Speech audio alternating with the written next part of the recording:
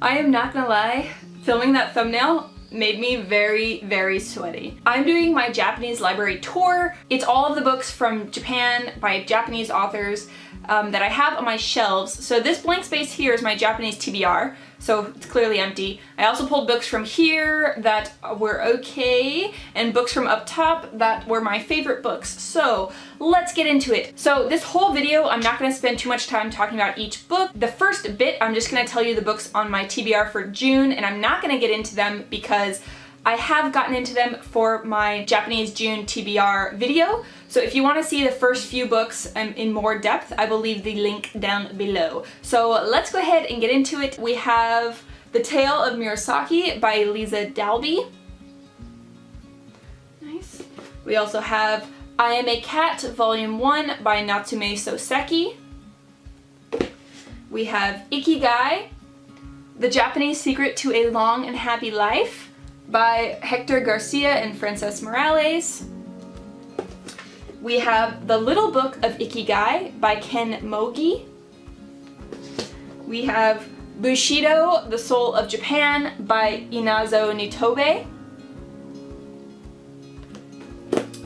We have Butterfly in the Wind, The Life of Tojin Okichi, Concubine Against Her Will of the First American Consul in Japan by Rei Kimura. We have a collection of short stories, The Name of the Flower by Kuniko Mukoda. And the last in real life book that I have for the month is Nausicaa of the Valley of the Wind, Volume 1 by Hayao Miyazaki. I'm really looking forward to this one. So as I said, if you would like to see more in depth about each of those books, I have that in my June TBR, and I will leave the link down below. So now we're gonna get into all the other books on my shelves, which are in no particular order at all. So let's just go ahead and start. So the first is this one, which translates to Delicious in Dungeon by Ryoko Kui. And this one is actually Japanese inside. My husband is intermediate Japanese speaker, so this is one of his goal books. I cannot read this, nor do I want to read about cooking in a dungeon, but it is on the shelf, so there we go. The next is a much beloved book of mine, and it's also manga, and it's Chobits by Clamp, Volume 2. It's in English. Chobits has one of my favorite drawing styles, where the hair, all I can say is it's very swishy. It's kind of reminiscent of Mucha, and I just love it. This was one of my childhood classic favorite mangas of all time, and it's one of the ones that really got me interested in manga overall, so I really, really do love Chobit. Next up is The Tale of Genji by Lady Murasaki. This is a classic, and actually the first novel in the world, and it happens to be written by a woman. So it was written in the 11th century, and I just happen to love this edition. It's 95 cents, or it was. Isn't that cover just amazing? And it's yellow with age. Yeah, and it smells so old. I love that. Alright, and we have Some Prefer Nettles by Junichiro Tanizaki. This is a slow burner about a family, and it's not one of my favorites of his, but it is a Japanese classic. Next up we have A Personal Matter by Kenzaburo Oe. This is about a man who finds out that the child he's going to have is going to have mental problems, and he is debating whether or not they should abort the child or murder the child after it is born. After finding out that Oe himself has a mentally handicapped son, I just felt a lot of revulsion towards the author while reading this book, quite honestly, but his writing style is amazing, so I will be reading more of Oe. Get out of the tatami room! Get out of the tatami room! Oh. The dogs know they're not supposed to be in the tatami room, so I think he heard my voice and he was like creeping in, and he had like 1 foot in, and I was like, you get out right now, sir. And he was like, okay, I'm sorry, Mom. Anyway. Alright, next up. Goodbye Things by Fumio Sasaki. This is a kind of self-help guide on minimalist living. In it, Fumio Sasaki goes through how he lives his life in Japan being a minimalist, and also a step-by-step list of things you can do to be a minimalist, and also some of the Japanese ways of thinking that influence minimalist living. Okay, next up, Hotel Iris by Yoko Ogawa. In this one, we follow a young girl who becomes captivated by a man who happens to be staying in her family's hotel. Her mother throws him out, and the girl kind of lets her imagination run away with her. And this book is very dark, and it is not at all like The Housekeeper and the Professor, which is a sweeter book by Yoko Ogawa. So if you're looking for something darker, then this is definitely the way to go.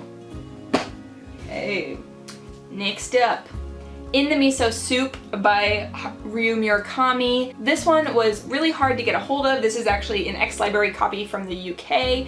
So in this one, we follow a man called Genji who is touring tourist around the kind of red light district in Tokyo. He tours a specific man around named Frank, and Frank seems to be just the average overweight, obnoxious, loud American, and things down spiral from there. This book was amazing. The ending is perfectly Japanese, and it's very dark. There's a bunch of trigger warnings for sexual or violent things. So if dark, violent things are your thing, then I really recommend this one.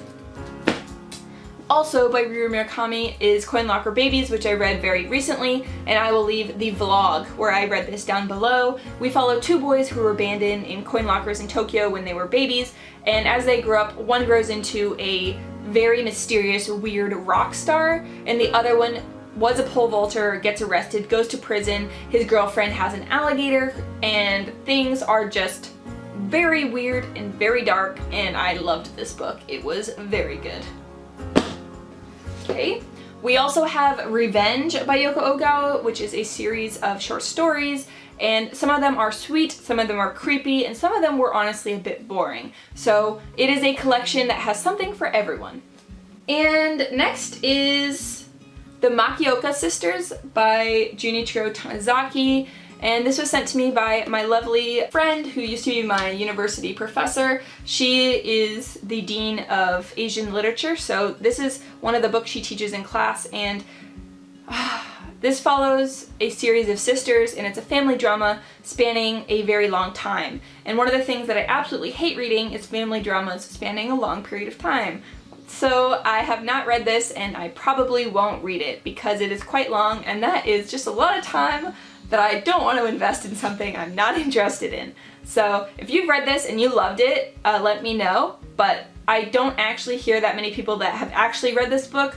It's more one that everyone knows and no one reads, and I am one of those people. Alright, next up is Everyday Life in Traditional Japan by Charles J. Dunn, and in this one, they're talking about Tokugawa Japan when they were under the reign of the shogun. So this is a more historical context, grounding you for if you were writing a paper or looking for more of Japan's history. And next up we have Storied Cities of Japan, the colorful past and present of 8 unforgettable cities, Kazuo Nishida. So the cities that he focuses on are Tokyo, Yokohama, Kamakura, Kyoto, Nara, Osaka, Kobe, and Nagasaki. So he was a writer and editor in Japan, and he writes about his experiences in these cities. This is again not one I have picked up, but was sent to me as a gift. I think it might be a little dated, so I might get to it, I may not, I'm not sure. Next up is one I picked up from a local thrift store in Japan, and it is Train Man, the international bestseller, The Internet Generation Love Story from Japan by Hitori Nakano. So in this one, we follow a man who sees a woman being harassed on a train, and he goes to her aid, and then he slowly starts to build a relationship via texting with her. And actually the format of this book is quite interesting because the train man is on internet forums, and he's asking them for help about how to speak to a lady.